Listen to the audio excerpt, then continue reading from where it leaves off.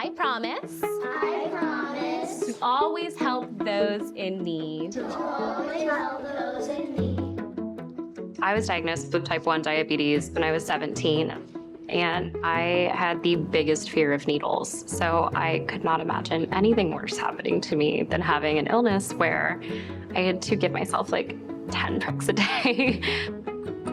The nurse was like, your parents need to get your prescriptions. And I was like, oh yeah, of course. My parents will pay for my prescriptions, no problem. They're my parents. She's like, I don't think you realize how expensive they are. And I think that was like the first moment I really realized we were like in over our heads. People risking their lives, rationing their insulin because they can't afford to pay for the amount they truly need. Prices of insulin doubled. The high cost of insulin is forcing people to make life or death decisions. I had just moved up to Atlanta. I was 2 months into grad school that I did lose my insurance. I was in panic mode because insulin cost hundreds of dollars a month that I didn't have. I would do princess parties every weekend to pay for insulin, but it was so hard to afford it and it was constant stress.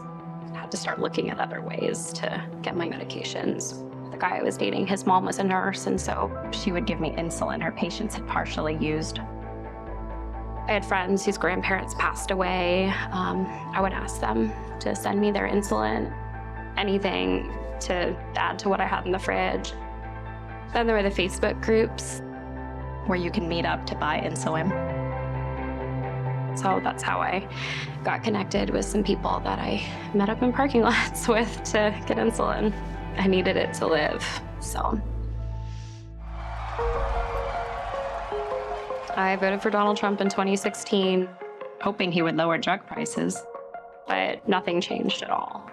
I still struggle to pay for insulin from month to month. A diabetic who goes for too long without insulin could fall into a coma or even die.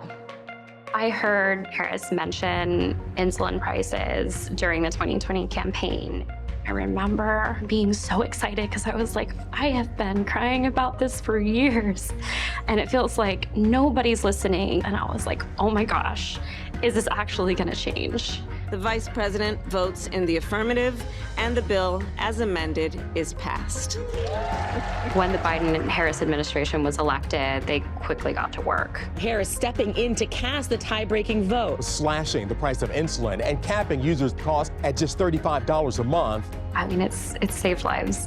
It really has. Now, Medicare can use that power to go toe-to-toe with Big Pharma and negotiate lower drug prices.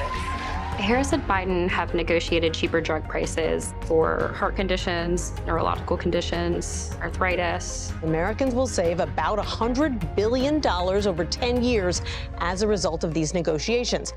And Harris has vowed to expand it further if she's elected president. Let Obamacare implode. Trump has tried again and again to overturn Obamacare. But my diabetes is a pre-existing condition, which means I could lose my access to care. So it terrifies people like me. At my princess parties, it's really cool because I get to wave a wand and kids think I make their wishes come true. May all your wishes come true. I know that healthcare isn't like that. Healthcare policy doesn't change overnight, and we need strong leaders who are willing to fight for us. The idea of Harris getting elected gives me so much hope. Honestly, I've been so happy thinking about how amazing it will be to have a leader that's going to fight for people like me. I can go to sleep knowing that somebody with pre-existing conditions like me will still be able to keep their insurance, and will continue to make progress to make insurance and medication prices more affordable for Americans.